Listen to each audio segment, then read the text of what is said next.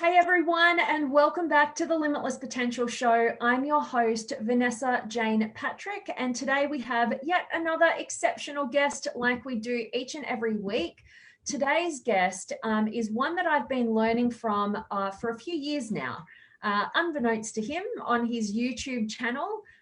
From the moment I dove into one of the best frameworks I've ever discovered when it comes to personal development and getting out of the one size fits all for personal development and actually discovering, how you are wired and how to best develop yourself to reach your highest potential. So today's episode is finding yourself and discovering your true life's purpose. So if you would love to learn how to become an expert on who you are, discover your life's purpose, and maybe even create higher quality relationships in your life, then today's episode is going to be for you. So Chase S. Joseph is a Jungian Behavioural Psychologist specialising in helping others find themselves and discover their true life's purpose. So this will be an amazing episode that I'm super excited to share with each and every one of you guys.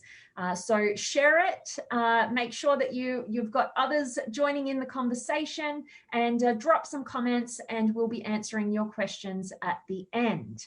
All right, so let's bring Chase into the action. How are you, Chase? Yeah, good. Thanks for having me. I will admit I didn't know what to expect. So you just messaged me one day, hey, you want to be on my show? Sure. Why not?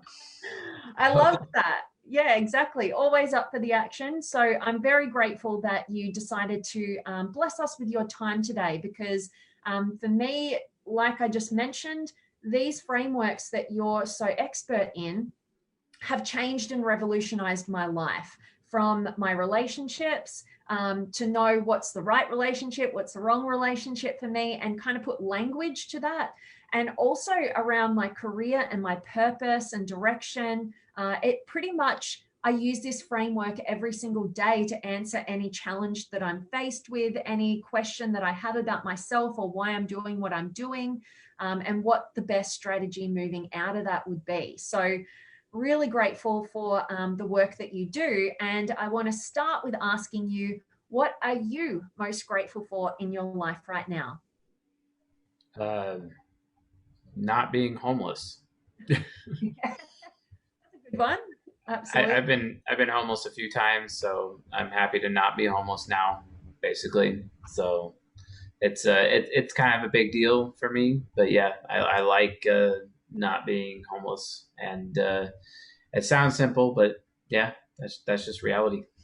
Absolutely, absolutely. And that kind of brings me to what I'd love to start with you, because a lot of the audience listening today, they don't know much about personality psychology, and you go super deep. Like, you really go deep in all of these different frameworks. So I'd love to start you back at the beginning, and talk a bit more about your life and, how did you come across, like, first of all, I should ask you this. What is Jungian behavioral psychology?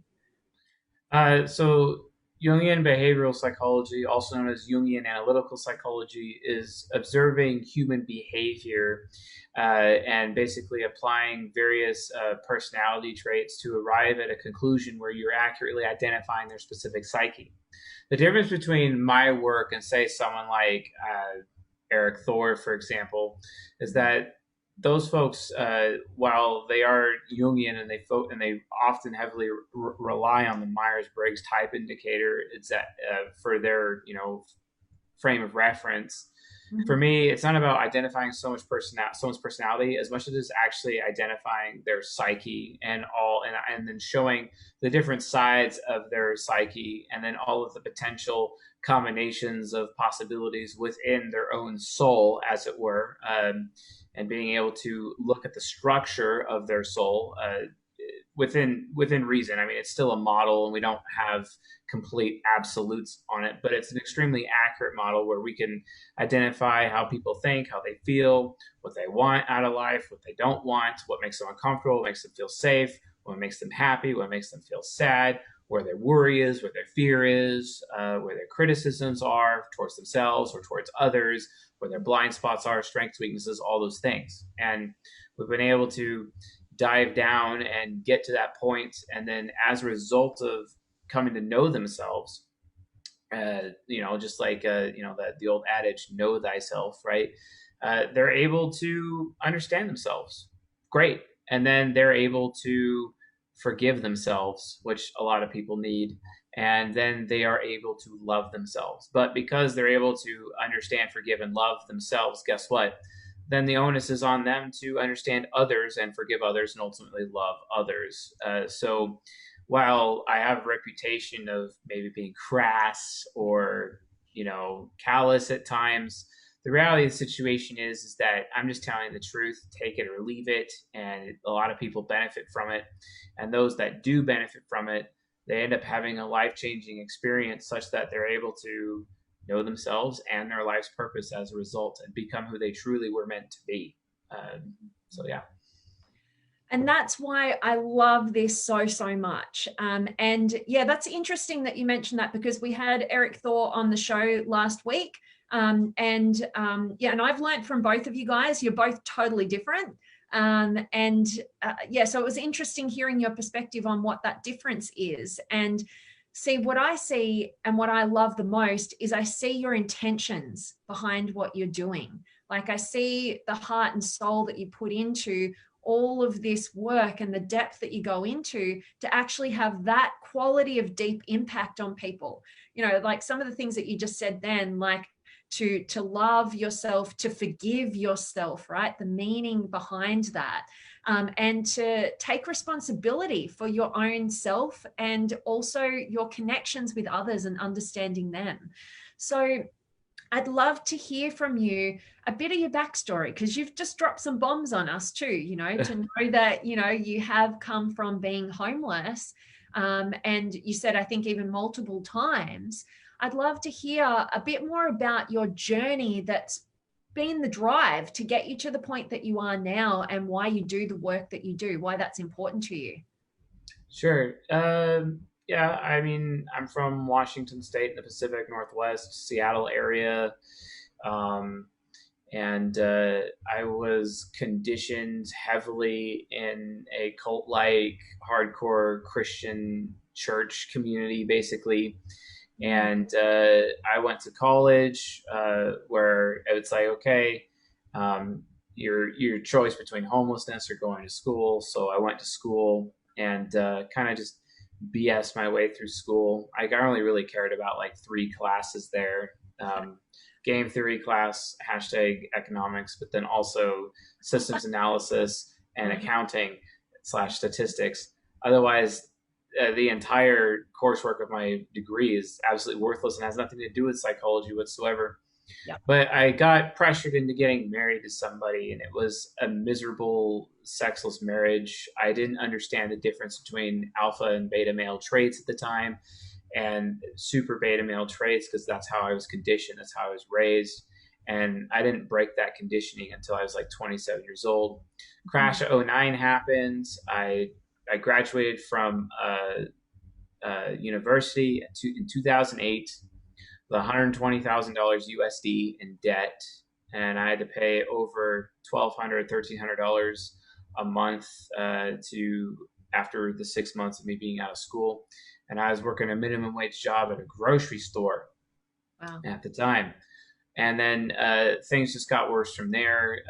Some other decisions that I had made and my wife at the time. And we ended up homeless with an infant.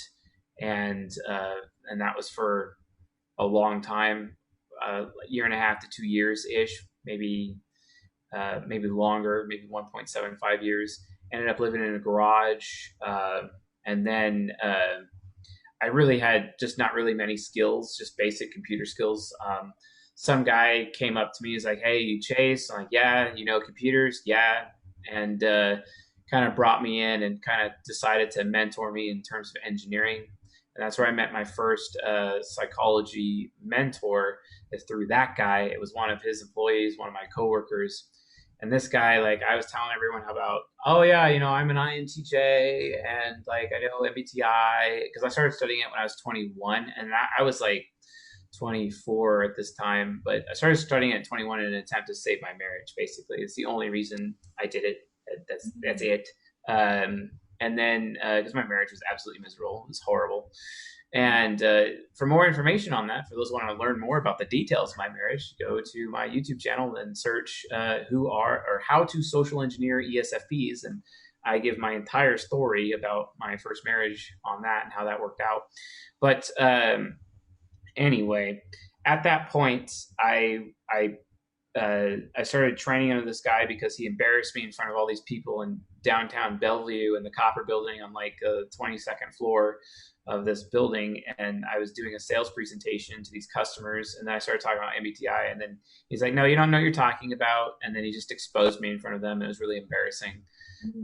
And then the following day, we were driving out to Yakima to do a different job for Presidio at the time. And I was still learning things like virtualization and whatnot. But then he taught me the type grid. He gave me the type grid. And that's when I began my tutelage under this gentleman. Really cool guy. His name's Robert. Very cool ESTP fellow. And I trained under him for a while. And then eventually the money that I was getting, and I was still homeless at this point, still living in a garage.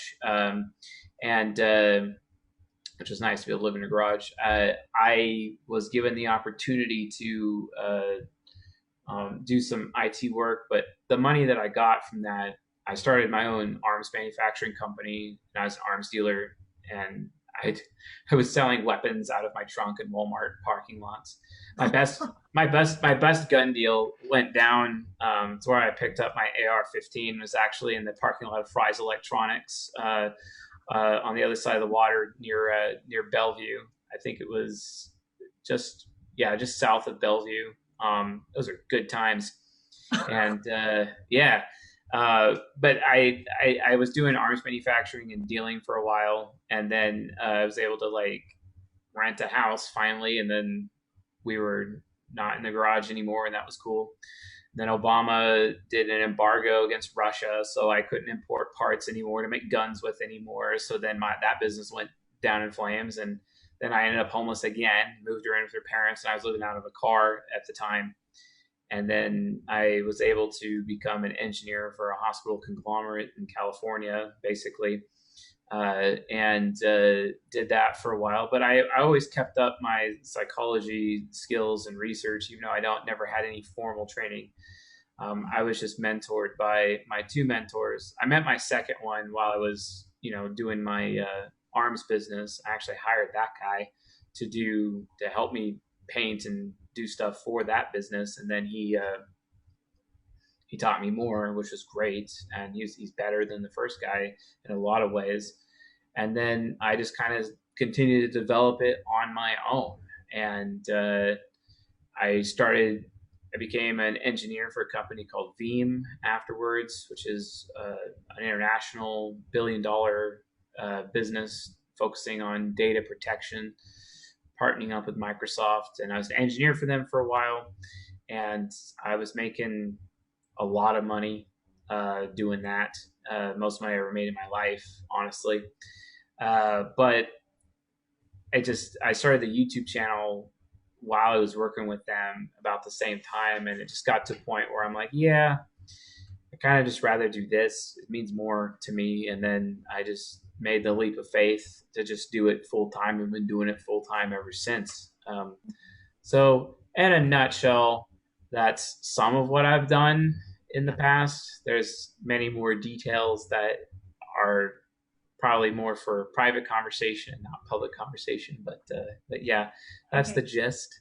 I love it. And thank you so much for sharing that. It's super interesting. And I'm going to go back to your social engineering of the ESFP video, because I haven't heard more of the depth of your story with that first breakdown of that relationship. So sure. Interesting stuff.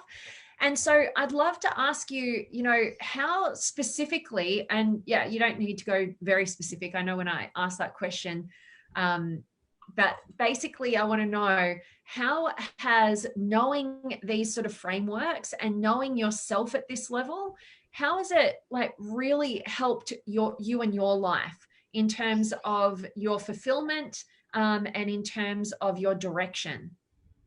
Well, I can't imagine living life without this knowledge whatsoever. I just can't.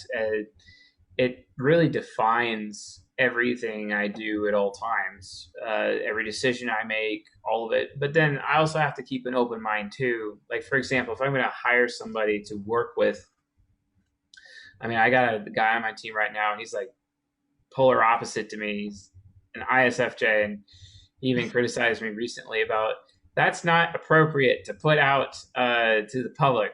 We're going to have to redo that. We're going to cut that out of the video. You know, like, so it's nice to have a guy that tells you no. You know what I mean? You know, so like it's useful, but I, I think of it like in four main areas, which are kind of like my four niches that I target. You know, obviously you have the main markets, health, wealth, and relationships, and I'm mostly a relationships market. But if I'm going to go down in terms of niches, I do personal growth, and then career development on top of personal growth. And then I do sexuality, and then I do parenting on top of sexuality, basically. And those are my main niches that I focus on, because in my life, I had some severe personal growth, personal development problems, same with career problems, parenting issues, and in sexual issues. I had to deal with, being, molested as a youngin', and various other, types of things that a lot of people, if not potentially most people, deal with. And I just had a lot of problems. I just had to solve those problems. And I got into this specifically to survive. It literally just is survive.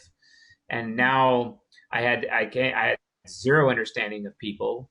And now I have a great understanding of people that is useful in absolutely every single area of my life, every facet, anything that has to do with a human being, even if it's just by myself. I am able to get a huge advantage. Like, I just released a framework a couple of days ago because we hit 40,000 subscribers on the YouTube channel, and I gave them a reward. I got like a membership that I charge like $49 a month to get access to. It's got like a year and a half worth of content. It's the cutting edge section. So it's like private content of really, really cutting edge principles that go into the psyche. And I released an interpretation of the type grid that someone could use as their personal oracle to get any answer to any question that they would ever need. It's kind of like playing a Ouija board, except I'm not pro Ouija boards at all, or it's an interesting way of using the law of attraction. But this formula basically is, you guys can watch the video on my channel if you want, but the formula is this: go find someone out there who is your same type, who is a lot more successful than they are, and ask them how they got it. And then just do that over and over and over again until you get all the information you need. But while that's the most useful, you got to still think Pareto principle. That'll get 80% of the way. And then there's the other 20%. So yeah, go talk to other people as well. I mean, there's some you should talk to more than others, but regardless, you'll get all the answers to your questions, because guess what, folks? There's nothing new under the sun. So since there is nothing new under the sun, you can go to those people, get that information that you need, implement that in your life, and then boom, you have the answer that you've been looking for your entire life, basically, which is nice. That's just one practical application of the type grid, or the four sides of the mind, or this science that we have that we're developing. So absolutely. And it's awesome. And as a quick side note, I have an ISFJ mother, so I know exactly what it is, and she works for, in my business a little bit with me. So yeah, she's a good kind of Vanessa, like, what are you doing? Trying to save me. But when I overshare or something in her mind. But I want to ask you, why is it like this has baffled me for so long? Why is it? Because I dive deep into this stuff, and I'm just like, the deeper I go, it just gets, there's more and more rabbit holes, which I love. Like, I don't feel like I'm ever going to come to the end. And also, like, I just get more and more value, and I get more and more awareness of myself. I get more and more awareness of the people around me, my clients, like everybody, right? Anybody I want to build meaningful connection with, just a stranger, right? And I want to know, why do you feel not like, most people don't know this stuff. Like most people don't know even the basics of this stuff. They don't even know what you're talking about when you mention personality psychology or Jungian behavioral, analytical behavioral, whatever. It's like we don't get what those terms are. Why do you feel, because it's not brand new, why do you feel we don't know? I think it's because are you talking about in terms of why does the human race not know this by default, regardless of the terminology? Or are you asking, is it a question about the accessibility of the science itself?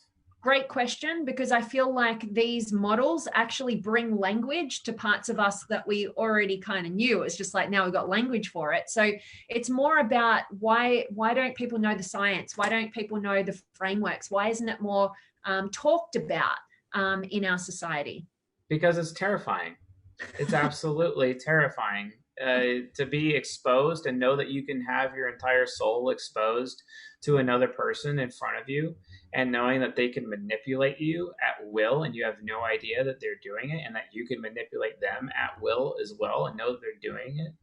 I mean, in my earlier years of doing this, I was very unethical, and I would use this in terms of like pickup artistry. I'd go to bars and I'd pick up girls using this as a huge advantage. Like it can be used for evil. It's a huge weapon that people can deploy at any time, and in fact, it's dangerous.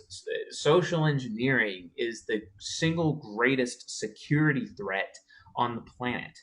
I mean, this is especially popularized and understood by social engineers like Frank Abagnale, the guy who was in Catch Me If You Can.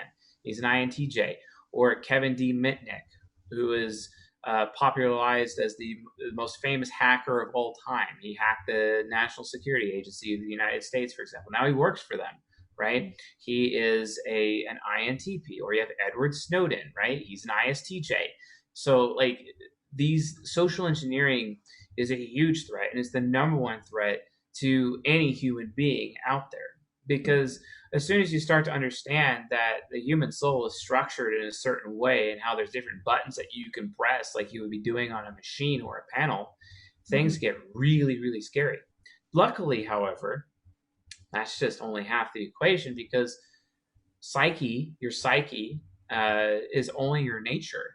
There's still nurture out there. There's the external component out there as well. So you look at this from a yin and yang point of view. The yin would be the nurture, and the yang would be the nature within that model. So luckily, it's up to like 40 to 60% of the equation, but that's still enough to do some severe damage to any human being, as well as do some severe healing. Yeah. And that's what I do in my coaching practice. My coaching practice, it's really gray. People ask me for advice on what do they do to get back at these people, or people ask me for advice, what can I do to get with this person, or they ask me, how can I save my marriage, or something that's pretty scary is, what do I do to stop pulling the trigger with the gun to my head? And I've been in many situations over the last 3 years, especially, of people who are dealing with suicide, and I got the call, and I was the guy that had to talk them off the ledge.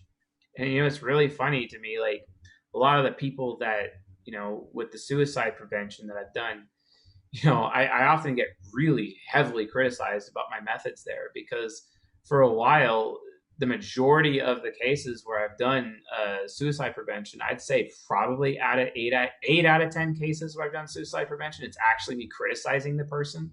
Mm-hmm. And then they don't do it. It's constructive criticism, even though I definitely sound mean, mm-hmm. And they realize, oh yeah, I should probably take responsibility, or I can take responsibility. It's just that people don't know that there's other choices. They don't know there's other options. And I'm criticizing them, showing that, hey, here's the options. Why don't you want to do that? That's just an example. But, in terms of, I've done it all. I'm a very neutral person. Like, I'm an ENTP, I'm chaotic neutral. Day one, I'm gonna save your life. Day two, I'm gonna steal your car. So that's just kind of, yeah, that's just kind of how I am. So because I have that neutrality, I recognize that people could use this science for good and evil. That's just reality. and human beings are good and evil. And yeah, human beings are encouraged to be good, but from my point of view, oftentimes, especially inside of FI Trickster, good is subjective, But then again, you have people who have TI Trickster say, well, truth is subjective, so it's all about what you believe. That's what really matters, So this is why I maintain, there is a such thing as an absolute truth. But if absolute truth exists, then logically speaking, absolute good has to exist too. So I have to respect both sides, even though I'm not really aware of one of them, but I'm aware of the other. Yeah. And this allows me to have a more neutral standpoint. And I'll just give you an example. Yep. Since being brought up in the Christian church, one of the ways that I've been able to have some serious self-healing after coming to know who I am and understand that I need to look deeper and question everything and verify everything, I've been able to reach times in my life where I've been able to forgive myself. I got super guilty. Sounds ridiculous, and this is going to sound ridiculous, but I got super guilty for having a lot of premarital sex, right? And how I was so guilted by the church and everything about that. But as a result of coming to know who I am and understanding the philosophy behind the science, I'm a TI user. It's my job to verify, and realizing, well, I never actually did verify my beliefs. How about I actually verify my beliefs and actually start reading all the scriptures and looking at other belief systems and going through it all, and then going through all the different translations and all the different languages, and then all of the different interpretations and the cultural and the nurture and the nature and all of those things. And then I came to the conclusion premarital sex is not a sin, and then I have this huge dissertation on it, but I had to get that far and push myself that far just to be able to get over that guilt and actually forgive myself at that point. You see what I'm saying? It's not just about knowing my persona, knowing my psyche. It's not just about that. It's about the entire journey that's created as a result of having this knowledge and allowing you to reach even higher levels of consciousness than you ever thought possible. But it also increases huge risk, because society is literally a bucket of crabs that were just caught, and you're trying to get out of the bucket, and they're trying to pull you down as you're trying to get out. So if I'm living a different life because I know who I am and no one else does, that makes me a target for persecution. You see what I'm saying? So it's also dangerous. It's very dangerous to be who you are. Very dangerous. And a lot of people can't accept that. But once you know who you are, guess what? You can employ the golden rule. Treat others the way you want to be treated. I'm an ENTP. I'm one of the most rarest of all of the personality types, rare psyches out there. Super rare. People can't stand me. I alienate people. That's just reality. They can get over it. I don't care. I'm going to tell the truth. I don't care what their feelings are. As Ben Shapiro would say, facts don't care about your feelings. And I don't like Ben Shapiro, but facts don't care about your feelings. And that's just reality, and that's really alienating people. I don't want to be, and if I'm alienating because I have to be, I'm not here to make people feel good. I can't comfort someone into wisdom. I just can't. I can't do that, so some suffering has to happen in order for wisdom to occur. That's just reality. And so based on that, and I'm also a philosopher too, but that's another conversation another day. But the point is, as a result of truly understanding myself and forgiving myself, and I have to understand others, it becomes my duty. If people are going to accept me as an ENTP, even though I'm very divergent in terms of a psyche for society in general, then I have to be accepting of other people's psyches. And the onus is on me, because I know, even though other people aren't going to be accepting of my psyche, which sucks. And that means I am technically getting the shorter end of the stick, and I'm getting less out of it than other people. But it's still my responsibility, because I'm responsible for what I know, right? And this is literally who I am. So when I psychoanalyze someone, I treat them according to who they are, not according to my own personal cognitive projection onto other people.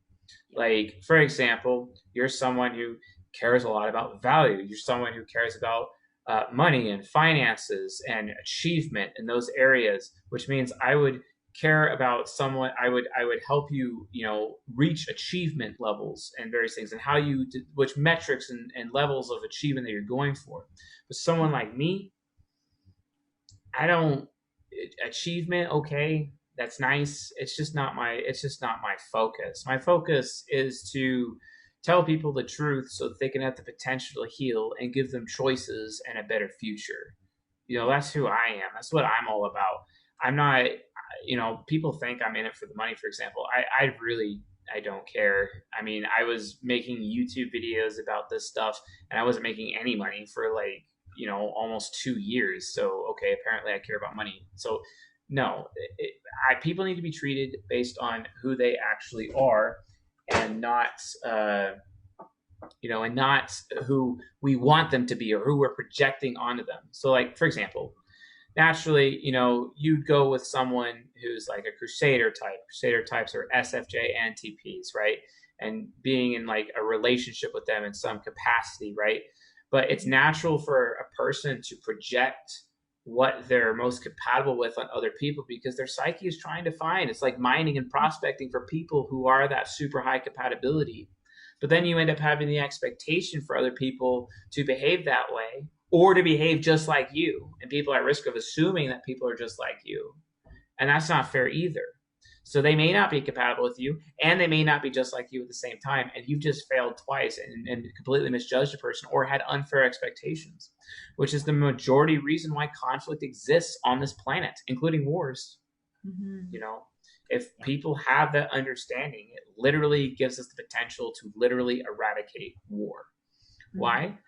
Well, if you understand the psyche of the politicians you're electing, for example, you can easily tell when you're being lied to, when you're not being lied to, which means if you give this science in a format that's literally as accessible as an app on your phone with absolute 100% accuracy, and you give that technology to the entire planet, imagine how many revolutions would start.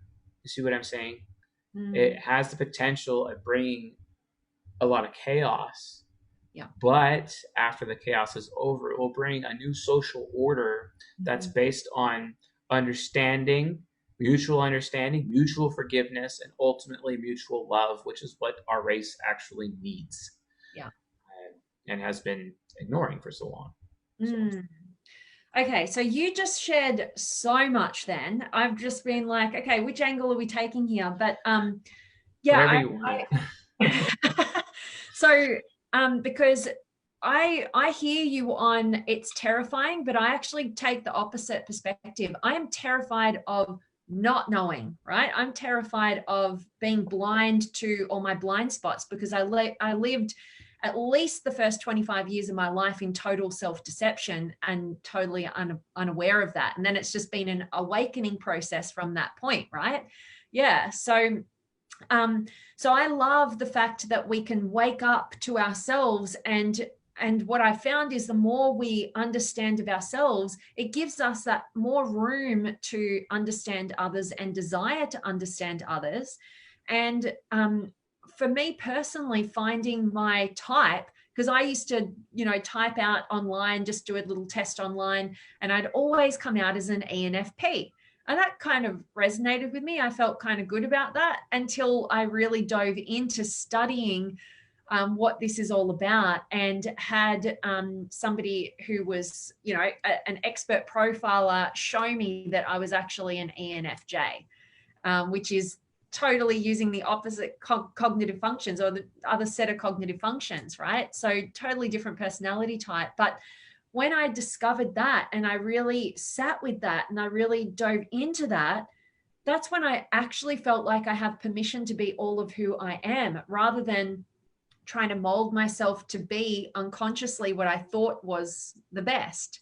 And that's kind of part of my Enneagram type, as the type 3 kind of coming into play with that as well. So, so lots of shape shifting. And then when I realized that, and I had some language behind it, it was like, oh my gosh, like for the first time I was free to be myself. I could look at the relationship that I was in at the time, and I could go, oh my gosh, like this is exactly why this is not working, right? And I was able to try and make some shifts and changes in that. And ultimately it led to the relationship ending, but that was the best thing that had to happen. Me too. Yeah, absolutely. So I love what you've just shared in terms of, yeah, it's terrifying. Yeah, it's dangerous. Yeah, it can be used for good and evil. I say so much more the go deep on this stuff so that, you know, we can, you know, grow a community of people who are self-aware and are able to connect with another human being rather than, like you're saying, project ourselves onto them or try and mold ourselves to be like them unconsciously, right? With losing of ourselves. So I want to take you back to something because I think we touched on it and I think it was a big topic that I think we can't just skip over because particularly in the current climate with COVID and how that's affecting people and having not only, domestic violence rates go up and things like that, but also what you touched on was suicide and getting that call for the people who are dealing with that. And what you shared reminded me of some of the most inspiring moments I've experienced in my life, which had been in Tony Robbins events where people dealing with suicide have stood up in a crowd and he has done what you said, right? Kind of like operated in this way where, you know, there's thousands of people in this room and this person has stood up with, you know, saying that they're at the end of their life, they're about to commit suicide, right? And our innate response is, oh my gosh, like make sure they feel okay. Like don't say anything bad, right? Like, oh, if you say anything bad, if you criticize them, that could be the end, right? And you don't want to have their blood on your hands. And Tony Robbins seeing that and what you shared, it sounds like you do a similar thing, which was he would say the opposite to what you would ever expect that you should say to that person, right? Like he would and it would always work. He'd wake them up. He'd make fun of it, and it would wake them up. And by the end of an intervention like that, this person had hope, had real love and belief and trust within themselves to have a different option, like you mentioned. So I'd love to hear from your inside perspective, you know, for people who may be watching this, you know, what would you say to them in terms of advice that you give to them to help to wake them up rather than go down that dark path?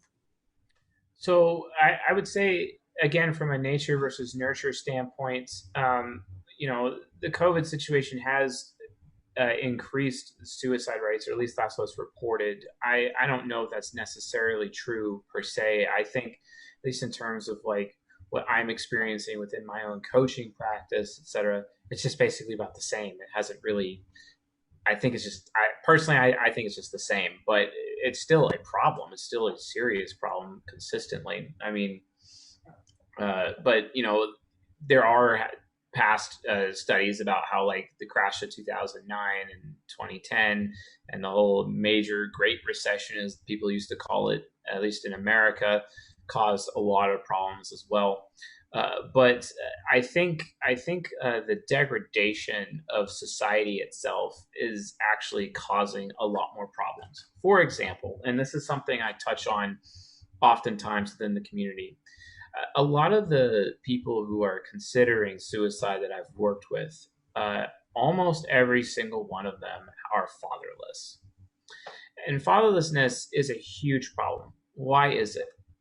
Oftentimes we hear about how older generations are accusing millennials and Gen Zers, and now the alpha generation after Gen Zers, of being insanely entitled. Yeah. And in some cases, you could even say some Gen Xers are entitled as well, but I'm sure the older generations would always say that. But the difference is that unlike past generations, people just don't really know their fathers. And fathers, in terms of the mature masculine within the context of a nuclear family, they are responsible with removing entitlement from their children. Let me give you an example. Little ENTJ girl doing an Easter egg hunt with her father, and she's always trying to find the best egg because it's got a $5 bill in it. She had this thing she wanted to purchase. She's going to go for it. She's going to get it, and she has this whole plan all mapped out. And then she goes for it and she handles it, and she found the egg. except she looked inside of it and there was dog poop in it, and she freaked out. And she went crying to her father, and she was like 7 or 8 years old, little girl. Why did you do this, Daddy? Why did you do this? And then he looks at her and he says, I just gave you the greatest lesson of all. Sometimes life doesn't give you what you want, you know? And that's why fathers exist. But then if you look at the bias, you know, that's inside of, you know, custody battles between fathers and mothers, you know, the court rules against the father's favor using examples of, well, do you know the name of the teacher of your first grade teacher for your son who's in first grade? And he's like, no. But then no one bothers to ask him to list out the strengths and weaknesses of the children. Not that the mother would know, because women are predisposed to enable children technically and give love to their children and not, you know, generate respectful behavior in the children. That's actually more on the masculine side, not the feminine side. But men are not represented in the court of law based on that. So there's this huge bias, right? And that's one of the reasons why fatherlessness, as an example, those two examples, is such a problem, because fatherlessness is turning into an extremely entitled generation. And based on that generation of entitlement and this huge mass cultural hypnosis in terms of entitlement is literally the cause, in my opinion, of suicide. The majority cause of suicide is literally that mass cultural problem involving entitlement. Because if a father is not around to raise children and they're raised by the feminine and a single mommy, for example, and that single mommy is raising a child, well, guess what? That child is going to be entitled by the time they become of age. Mm-hmm. And then when they come of age, the world is not going to suffer their entitlement. Mm-hmm. You know, unless, of course, you're in political power and you want to pander to the entitled voters in some capacity, which further leads to more degradation of society, which causes mature masculine to be even more destroyed in society, which makes the problem worse. And no one's willing to stand up. As a result of this, I predict an absolute catastrophic collapse of Western society in the very near future, specifically because of these social issues. Not because of war, not because of, you know, famine or pestilence or, you know, the four horsemen here. It has nothing to do with that. It really has everything to do with the fact that no one knows their daddy, or they know their daddy, but those daddies are inept AF. And because of that ineptitude, the mature masculine just doesn't exist. And you know, and it's literally just as a result of feminism. But the mature masculine not existing harms women far more so, you know, and it becomes a consistent issue. Mm-hmm. So having this knowledge when you're dealing with someone with suicide, it's trying to get them to realize that there's a lot more going on outside of themselves than just themselves, and getting them to focus on the selfishness of their decision making. Because, like, yeah, because here's the difference between a boy and a man right here. This is the main difference. A boy will only take responsibility or not take responsibility for anything. That's more of a child. But a boy will take responsibility for things, but only things that are not their fault. But a man will take responsibility for things that are not his fault.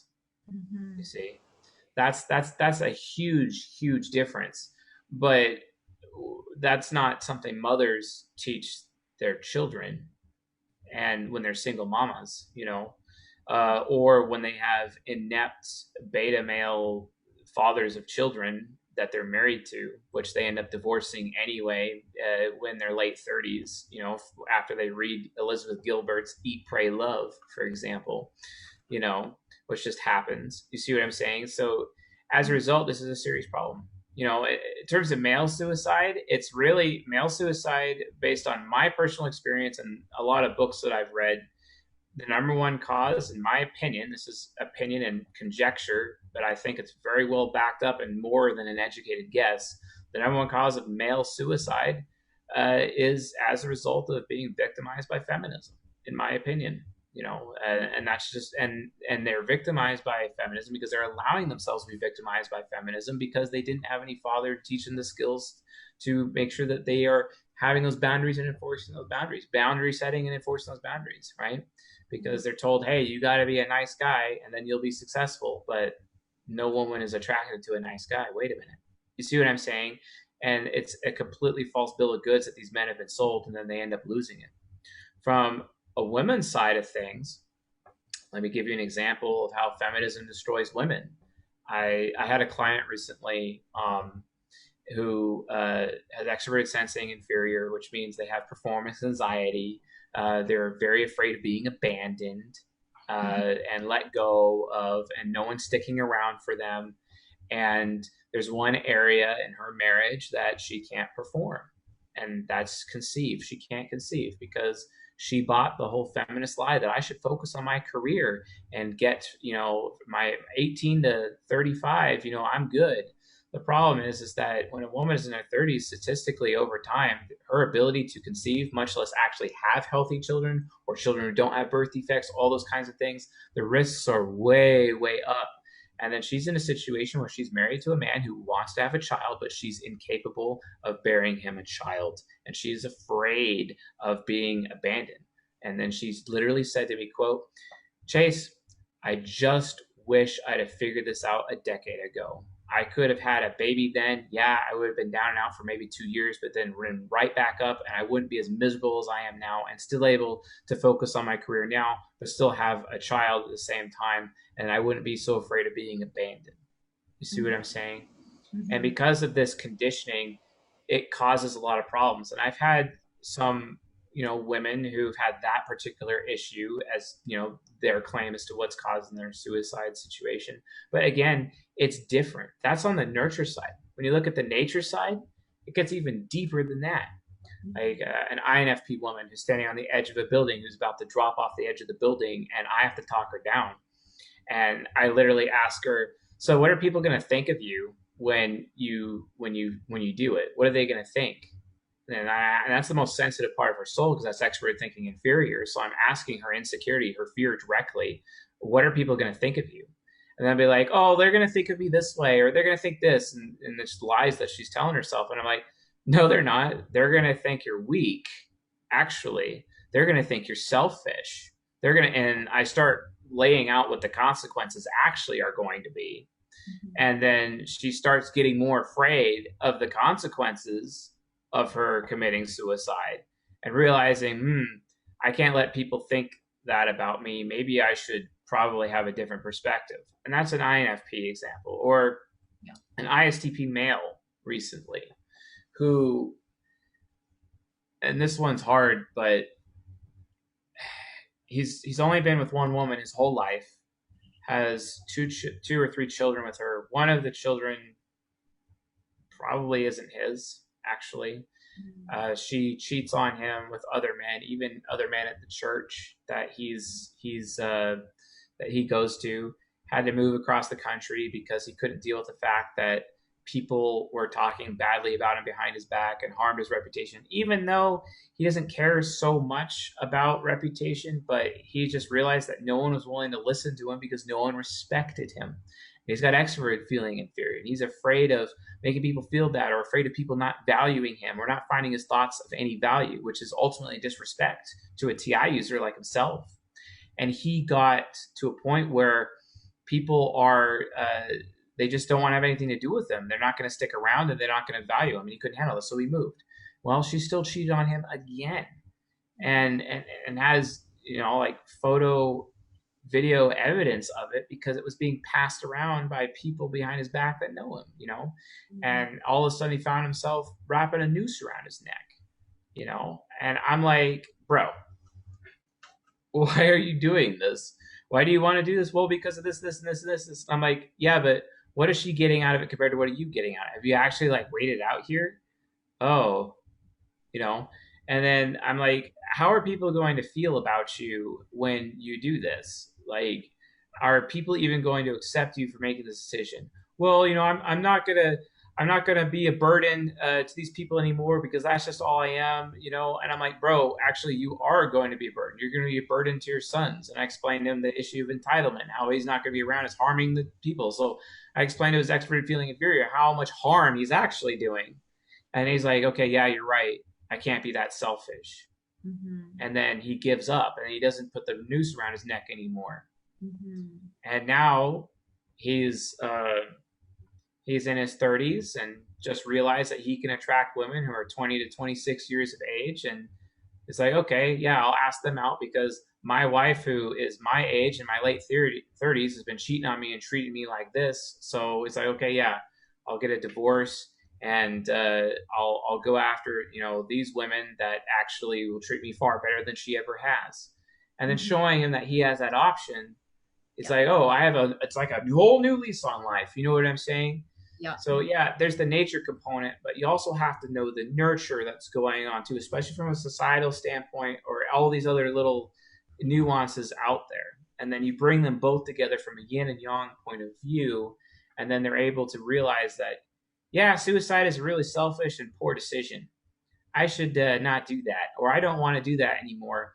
And then I give them a different path, and they walk that path. And sometimes they abandon the path I give them, but they find a new one. That's the difference. And then they survive. And now those boys still have their daddy. Mm-hmm. That's why I do this, you know, for their benefit. Yeah, absolutely. And I'm loving what you've just shared, and thank you for diving into all those examples and stories for everybody, because I just saw we've got some comments and stuff going on as well. And what I wanted to say about that is, it sounds like you can, by understanding these sort of frameworks, which first, yeah, I think it's important to get an understanding of yourself so that you can test this out and you can get an experience as to how true it is or how valuable it is. And then you can, because that's what I do. Like I go to, if I'm going to learn something, I learn about myself. Like even when I first came to your YouTube channel, first video I'd go to, ENFJ, and test it out. All right. Like, can I learn something about myself? Does this really ring true? And then it made me super interested in learning about all the other different types, because I'm like, whoa, this was like super true and enlightening for me. Like, and then so I can trust that it's going to be, you know, enlightening about other people. But having a unique strategy, like you just mentioned, and for those listening who don't know what you're talking about when you give a 4-letter code, you know, just basically looking at the different personality types and going, you know, what is their blind spot, or, you know, that inferior sort of process where we all go to when we're in total stress, overwhelm, losing of ourselves. And to be able to identify that for another human being in a moment, and that's an extreme moment, right? Suicide. But to be able to do that, I mean, what greater gift. That's like giving life to somebody, and not only them, but also, like you're mentioning, their families, right? Now their children have a father, for instance.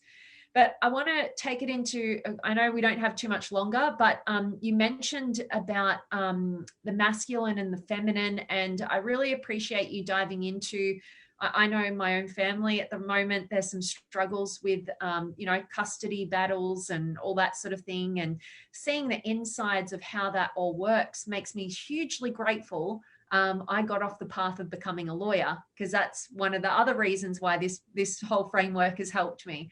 You know, but to be able to go, no, that's not how I'm wired. I want to bring people together. I want to be the mediator in that regard. But looking at that, I call it motherly and fatherly love, and we need both, right? It's like we need the mum to love us unconditionally. Even if we murdered somebody, it's like they still love us, right? And we also need the fatherly love to go, you know what, like I see your potential, live up to it, right? And that challenge aspect. And so I think I really enjoy hearing your perspective of what's going on in regards to entitlement. And there's, yeah, so many different issues that you can think about. And I love that you can bring these different frameworks together. But I've just noticed the time. So I'm going to shoot quickly to a question on finding your life purpose. And how does somebody, because a lot of people listening to this show, they want to reach their potential. And I want to ask you, what advice would you give to people if they're looking for their life purpose? And it's a big question, but how could you, through the lens of your expertise, explain to them, like, what are the steps for them to discover that?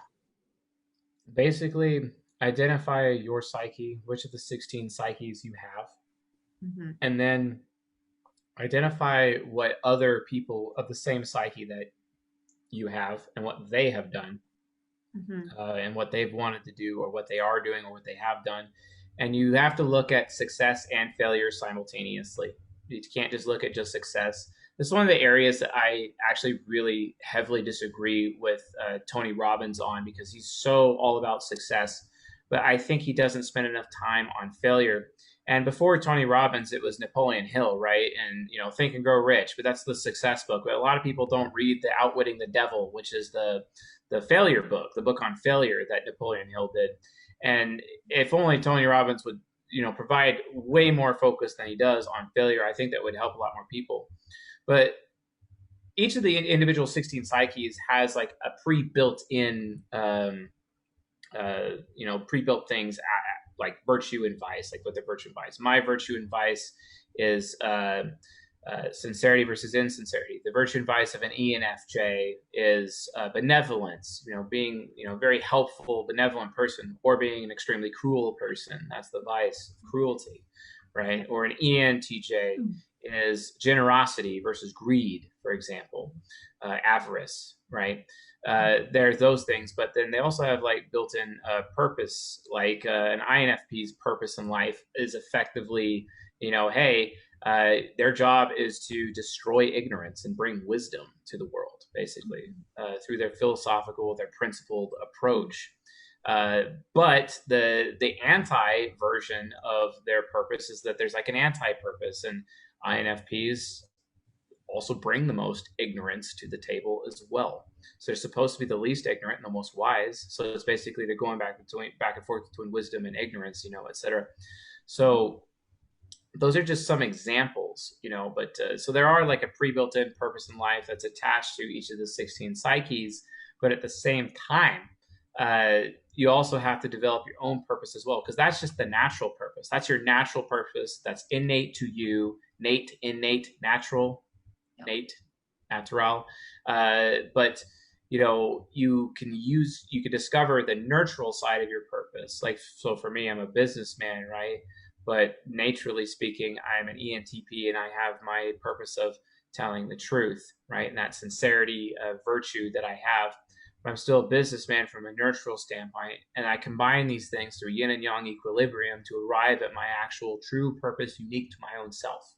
Yeah. Like each of the 16 psyches has its own life's purpose attached to it, and you can see your life through that lens, and that will help you discover nurturally what you're supposed to be doing. To quote Owen Cook, aka RSD Tyler, through RSD Motivation, find the one thing you're good at and hammer it. Or to use a biblical example, I think it's in Proverbs, or might be Psalms, and it says, whatever your hands find to do, do it with all of your might, basically. And focus on that one thing. If we want to go the ENTJ route with the book Lean Startup by Eric Ries, he talks about the minimum viable product. My minimum viable product was just YouTube videos, right? You see what I'm saying? Now I have services and whole products like ultimatemessagingformula.com to help people market people using psychology or whatever, and sales, etc. But that's just an example. Minimum viable product. Find that one thing you're good at and hammer it. Whatever your hands find you ought to do, do it with all your might. If you do that from a nurture standpoint, combine that with your purpose within your nature, you'll discover your grand purpose, which is something that overshadows who you are within your life, etc. Right? And you'll be able to discover that unique purpose for your own self. But you still have to go the process with finding out who you are, the identification of your unique psyche, and the three other sub-psyches contained within your psyche, because you have like literally 4 psyches in your head at all times, basically, and how you move between them, and there's little gateways that you can unlock, and this is what you got to do for aspiration, and this is what you got to do for generating wisdom, and this is what you got to do for generating love in your life. This is what you got to do to generate personal responsibility. And those are the 4 gateways of discovering your purpose. People have to first learn how to take responsibility. They have to learn to aspire, but society screws this up. So it forces people to go after wisdom instead of aspiration first, which is my case, is what happened to me. So I did responsibility, then wisdom, and now I'm working on aspiration. And then finally, it's love, self-love, because people have hatred. Like take an ENFJ, for example. which is known as the mentor type or the cleric type, they go out of their way to get everybody else to listen to them, but they seldom listen to anybody, right? That's a very painful approach for them. And because of that, they oftentimes have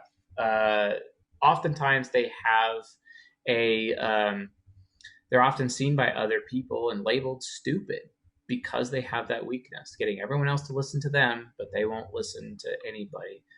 The true ENFJ is the ENFJ who is slow to speak and quick to listen and slow to become angry, because that ENFJ spends more time listening than speaking, which makes them the most effective ENFJ out there, because they have learned the ability to listen and they don't believe the internal lie of, well, if no one's listening to me, that means they don't value me. That's a lie.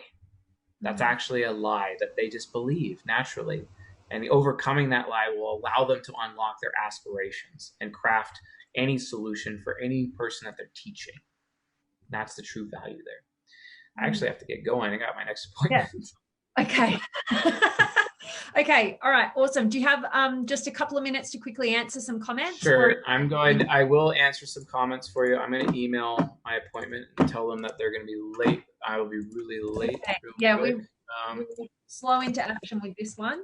But I want to just check this out. I'll just read some of the comments, and then if there's a question, I'd love for you to chime in and answer. But Yuli says it's been a long time. I don't know if she knows you or me, but that's good. I don't know. Stephanie's saying hello, and she's here. Howdy from George. He's made it. Bill's here. Mohammed, okay. And Huss says, what a fascinating background and interview. I wish I could stay to watch it, but he has to get back to work. Definitely watch this later. Thank you for sharing. And Yuli's resonating with what you're saying, and she asks, but how can a single mother help her child? Okay, so it depends on the kind of child we're talking about. Is this a daughter, or is this a male child? Like, so for example, men are conditioned to provide unconditional love to women within Western society. It's kind of the opposite in Eastern society. And then we have, but women are not really conditioned to provide unconditional respect to men, and that's what they mean. It's not good enough for a woman to say "I love you" to a man. It's never good enough. Just because men instinctually know that women can love just about any jackass on the street, and based on that, they need to be respected. And respect, the definition of respect includes the word love. So respect is actually more than just love towards a man, basically. So that idea needs to be, given to a daughter, but it also needs to be given to a son, and that the son needs to expect respect from their women, basically, in relationships. And that's really important. If the number one thing that I would ever teach a son is tell your son, make yourself your mental point of origin, so that he follows a priority system in his life. He needs to realize that his true love, his true woman in life, is his life. And he puts that first. He loves her first, his life, and then himself, and then his woman. He needs to see his actual woman as side action to his real love, which is his life, basically, a side piece. And he needs to follow that priority system. And I would teach that to a son. And to a daughter, I would teach her to expect her man to put himself above her and put his life above him. Yeah.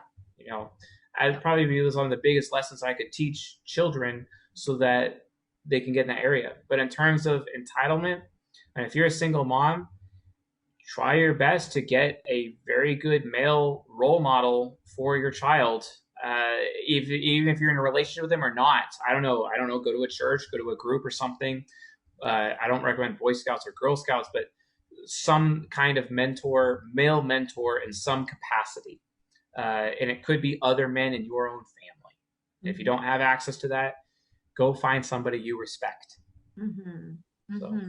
Awesome advice. Because I'm always saying the best gift that you could give anybody that you love is a phenomenal relationship with yourself, right? So you have to, if somebody puts you first, that's a needy reliance, right? There's a lot of pressure on your shoulders to make somebody fulfilled. So Love that. And we've got Melkor tuning in from the Philippines. We've got Bill and Simon and Chet and Tara. And Simon says, love this guy. And entitlement and self-centeredness being a large contributing factor.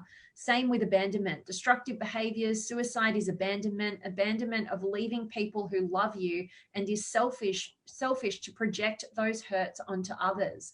But more than anything else, it is abandonment of any choice. All storms pass, and in time, we can look back and know that we got through it. Choose life. Love it. Well put. Yeah, awesome. And Yes. saying thank you for that answer that you just provided. Sure. Awesome. I know you're going to run. I'm so appreciative to have you here. So thank you so much. And yeah, I look forward to seeing more of what you're doing and checking more out of your work. And where can everybody find out more about you? Oh, they could go to csjoseph.life. They could go to my YouTube channel. Just look up CS space Joseph. You're there. It's good. It's awesome. And hopefully you guys can learn and improve yourselves, and then also learn other people, improve other people, and just make the world a better place. That's all I ask. So Awesome. Thanks so much, Chase. You've been awesome, and I appreciate your time. Certainly. You're most welcome. And you all have a good night. Awesome. See ya. Bye-bye. So just to say goodbye to all of you guys, thank you so much for joining live today. My pleasure to have such an extraordinary guest on the show for you. So I hope you guys got as much value as I did.